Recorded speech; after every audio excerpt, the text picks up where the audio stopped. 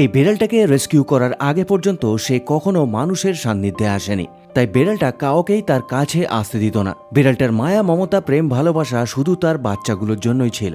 তবে এই লোকটা বারবার বেড়ালটার কাছে যেতে চাইছিল, কিন্তু বেড়ালটা দৌড়ে পালিয়ে যেত।